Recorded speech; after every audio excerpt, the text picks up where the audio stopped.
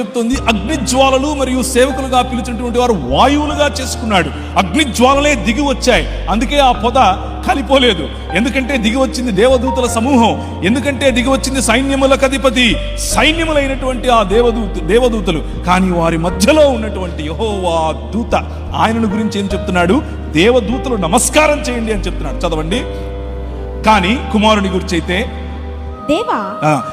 ఎవరు మాట్లాడుతున్నారు? ప్రభు తండ్రి మాట్లాడుతున్నాడు, దేవుడు మాట్లాడుతున్నాడు. దేవుడు మాట్లాడుతూ ఈ మాట ఎక్కడి నుంచి తీసుకొచ్చారు? దేవా నీ సింహాసనము తరతరములు ఉంటుంది, దేవా నీ సింహాసనము నిరంతరము నిలుచున్నది, నీ రాజదండము న్యాయార్థమైనది అని ఎవరి గురించి మాట్లాడుతున్నారు? ఇక్కడ ఎవరు మాట్లాడుతున్నారు?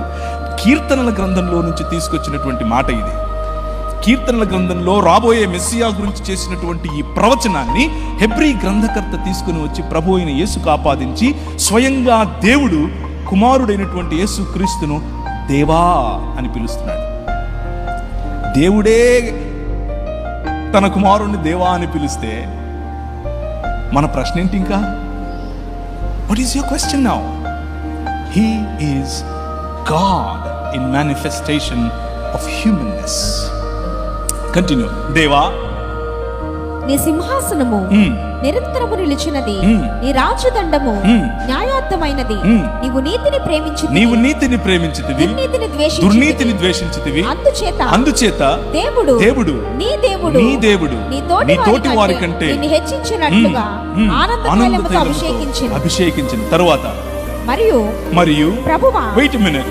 మొదటిది దేవా అని అన్నాడు. ఎవరు?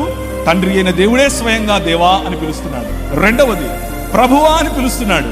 కిరియాస్ అన్నటువంటి పదం, అక్కడ థియోన్ అన్నటువంటి పదం, ఇదే మాట. ప్రభువా, చదవండి. నీవు ఆదియందు భూమికి పునాదులు వేసితివి. ఎవరు ఆదియందు భూమికి పునాదులు వేసినటువంటి? The king that you are following. ఏ ప్రభువునైతే నీ హృదయముల యందు ప్రతిష్ఠించుకోమని ఈ రోజు ఉదయం నేను మీకు చెప్పానో, ఏ ప్రభు అయితే ఈ భూమి ఆకాశంలో ఏలుతున్నాడు అని చెప్పానో, he is the one that laid foundations to this world. ఈ ప్రపంచానికి భూమి ఆకాశములకు పునాదులు వేసింది ఆయనే. ఈ మాట ఎక్కడి నుంచి తీసుకొచ్చారు అనుకుంటున్నారు? దిస్ ఇస్ అబౌట్ యెహోవాను గురించి కీర్తనాకారుడు రాసినటువంటి ఒక కీర్తన ఇది. దాన్ని తీసుకుని వచ్చి ఎవరు? హెబ్రీ గ్రంథకర్త ప్రభు అయిన యేసు క్రీస్తుకు ఆపాదించి చెప్తున్నాడు. ప్రభువా, నీవు ఆదియందు భూమికి పునాదులు వేసితివి, ఆకాశములు కూడా నీ చేతి పనులే. అవి నశిస్తాయి, నువ్వు నిలుచుంటావు.